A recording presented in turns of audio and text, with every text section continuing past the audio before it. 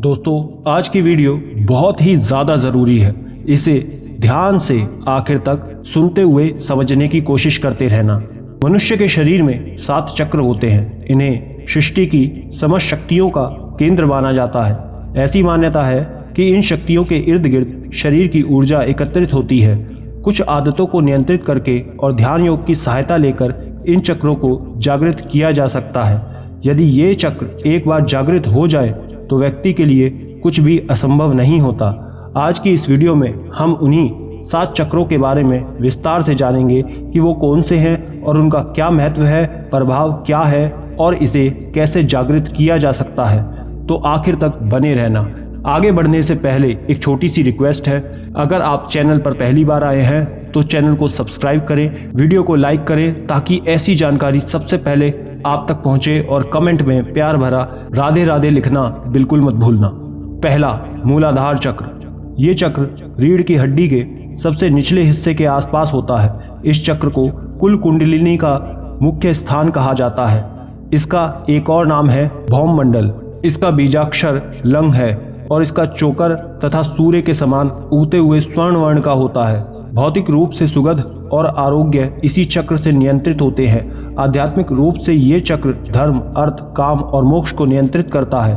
व्यक्ति के अंदर अधिक भोग और आध्यात्मिक इच्छा इसी चक्र के कारण आती है। जिनके जीवन में भोग, संभोग और निद्रा की प्रधानता है, उनकी ऊर्जा इसी चक्र के आसपास नियंत्रित रहती है। मनुष्य तब तक पशुबद्ध है जब तक इस चक्र में जी रहा है। इसलिए भोग, संभोग, निद्रा पर संयम रखते हुए इस चक्र पर लगातार ध्यान लगाने से ये चक्र जागृत होने लगता है। इस चक्र के जागृत होने से व्यक्ति के भीतर वीरता, निर्भीकता और आनंद का भाव जागृत होता है। सिद्धियां प्राप्त करने के लिए वीरता, निर्भीकता और जागरूकता का होना बहुत जरूरी है। दूसरा, स्वाधिष्ठान चक्र। इस चक्र को तामसिक चक्र माना जाता है। ये चक्र मूल से 4 अंगुल ऊपर और स्थित होता है और इसकी 6 पंखुड़ियां होती हैं। इस चक्र का बीज मंत्र वंग है। ये जल तत्व का चक्र है और इस चक्र का स्वरूप अर्धचंद्राकार है। इस चक्र से निम्न भावनाएं नियंत्रित होती हैं: अवहेलना, सामान्य बुद्धि का भाव, आग्रह, अविश्वास, सर्वनाश और क्रूरता आदि। इसी चक्र से व्यक्ति के भीतर काम भाव और उन्नत भाव जागृत होता है। अगर आपकी ऊर्जा इस चक्र पर ही एकत्रित है तो आपके जीवन में आमोद प्रमोद, मनोरंजन, घूमना फिरना और मौज मस्ती की प्रधानता रहेगी। ये सब करते हुए ही आपका जीवन कब व्यतीत हो जाएगा आपको पता नहीं चलेगा। जीवन में मनोरंजन होना जरूरी है, लेकिन इसकी आदत अच्छी नहीं है। इस आदत पर नियंत्रण रखकर चक्र को जागृत कर सकते हैं। इसके जागृत होने पर क्रूरता, आलस, गर्भ, प्रमाद, अवज्ञा, अविश्वास आदि दुर्गुणों का नाश होता है। तीसरा, मणिपुर चक्र। ये चक्र नाभि के ठीक पीछे रीढ़ की हड्डी के पास स्थित होता है। ये चक्र 10 पंखुड़ियों वाला होता है और इस चक्र का बीज मंत्र रंग है। इस चक्र की आकृति त्रिकोण है और रंग लाल रक्त के समान है। ये चक्र ऊर्जा का सबसे बड़ा केंद्र है। यहीं से सारे शरीर में ऊर्जा का संचालन होता है। ये अग्नि तत्व को नियंत्रित करता है और राजसिक गुण से संपन्न है। इस चक्र में निम्न वृत्तियां नियंत्रित होती हैं: लज्जा, दुष्ट भाव, ईर्ष्या, सुषुप्ति, विषाद, कषाय, तृष्णा, मोह, घृणा, भय आदि। मन या शरीर पर पड़ने वाला प्रभाव सीधा मणिपुर चक्र पर पड़ता है। जिस व्यक्ति की चेतना या ऊर्जा यहाँ एकत्रित रहती है उसे काम करने की धुन सी रहती है। ऐसे लोगों को कर्मयोगी कहते हैं तथा ये लोग दुनिया के हर कार्य को करने के लिए तैयार रहते हैं। अपने कार्य को सकारात्मक आयाम देने के लिए इस चक्र पर ध्यान लगाकर पेट से श्वास लेने से ये चक्र जागृत होता है। इस चक्र के जागृत होने से तृष्णा, ईर्ष्या, चुगली, लज्जा, भय, मोह आदि सब दूर हो जाते हैं। ये चक्र मूल रूप से आत्मशक्ति प्रदान करता है। चौथा, अनाहत चक्र। ये चक्र हृदय के बीचों बीच रीढ़ की हड्डी पर स्थित होता है। इस चक्र में 12 पंखुड़ियां होती हैं तथा इस चक्र को सौर मंडल भी कहा जाता है। इसका वर्ण हल्का हरा होता है और इसका आकार षटकोण का है। इस चक्र का बीज मंत्र है यंग। इस चक्र से निम्न प्रकार की वृत्तियां नियंत्रित होती हैं, जैसे कि आशा, चिंता, चेष्टा, ममता, धम, विवेक, विकलता, अहंकार, लोलता, कपटता, वितर्क, अनुताप आदि।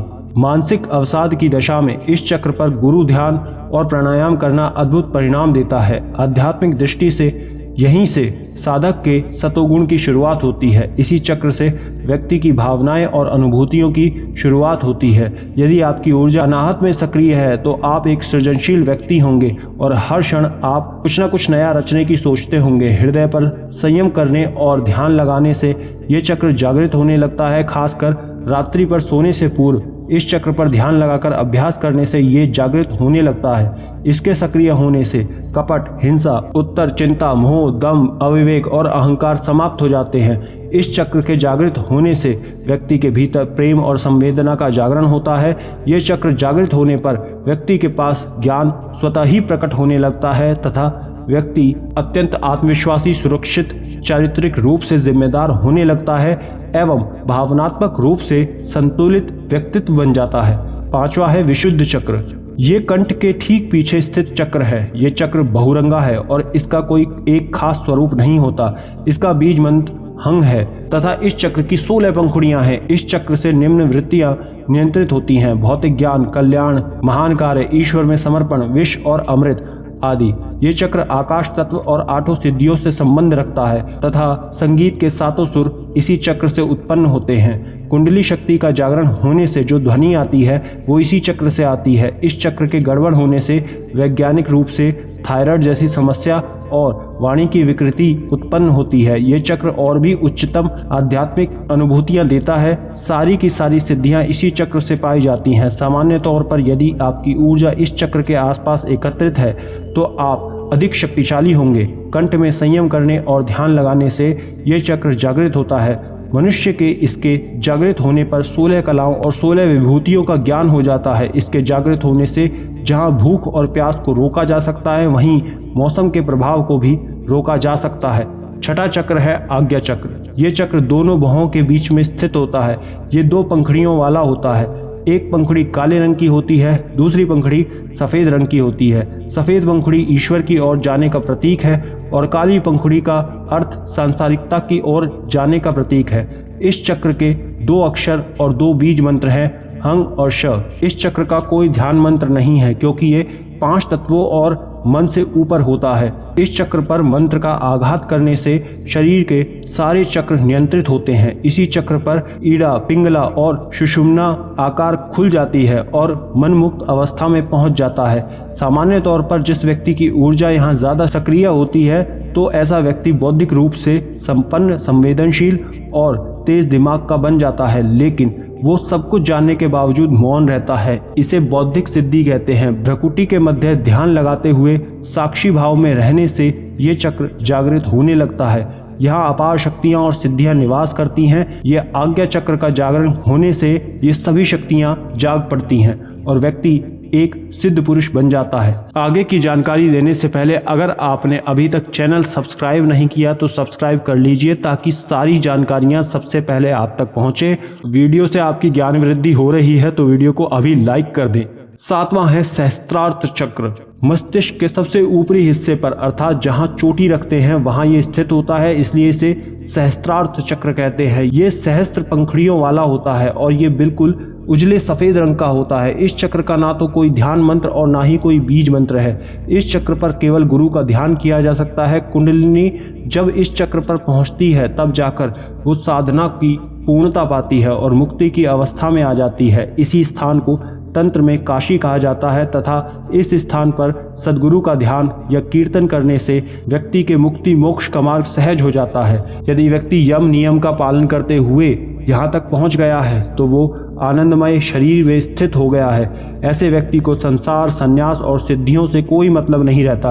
लगातार ध्यान करते रहने से मनुष्य जब मूलाधार में होते हुए ही सहस्त्रार्थ तक को जागृत कर लेता है तब व्यक्ति परमहंस के पद को प्राप्त कर लेता है। शरीर संरचना में इस स्थान पर अनेक महत्वपूर्ण विद्युतीय और जैवीय विद्युत का संग्रह है। यही मोक्ष का द्वार है। मित्रों, मन भी एक चक्र है और मन से बड़ा कोई चक्र और शक्ति नहीं है। सभी धर्म और संस्कृतियों में ये एक विस्तृत समझ है कि हमारे जीवन में जो भी दुख तकलीफें हैं वो सब हमारे अपने कर्मों का फल है। वैसे ही कोई भी लाभ यानी खुशी, प्रेम और संतुष्टि का आधार ही कर्म है। परंपरागत रीति से समय चक्र अपने चारों भागों के साथ घूमता रहता है जो मन स्थिति के परिवर्तन का प्रतीक है। उस विशेष समयावधि में देखा जाए तो चक्र की कोई शुरुआत और अंत नहीं है, क्रियाओं और प्रतिक्रियाओं की एक निरंतर एवं शाश्वत कड़ी है जिसकी गुणवत्ता हमारे अपने हाथों में है। बदलती ऋतुएं एवं तत्वों की अखंडता समय के साथ पृथ्वी की बाह्य स्वरूप बदल देती है। प्रकृति के भ्रष्ट होने का प्रेरक स्रोत मनुष्य का मन है।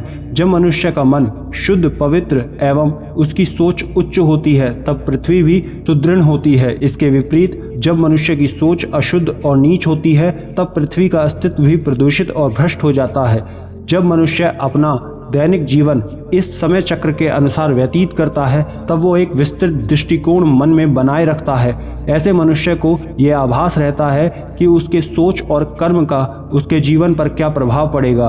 वो ये समझते हैं कि उन्हें कैसे आगे बढ़ना है और स्वयं को आगे शिखर पर बढ़ते देखते भी हैं। प्रत्येक मनुष्य स्वयं ही अपने भाग्य का निर्माता है। जो मनुष्य इन 7 चक्रों को जागरण के साथ अपने मन को भी नियंत्रित कर लेता है उसके लिए इस दुनिया में कुछ भी असंभव नहीं रह जाता। आशा करते हैं ये जानकारी आपको पसंद आई होगी। वीडियो को लाइक करके ये जानकारी भरी वीडियो अपने सभी फेसबुक और व्हाट्सएप ग्रुप में शेयर ज़रूर करें। मिलते हैं आपसे अगली वीडियो में, तब तक के लिए राधे राधे।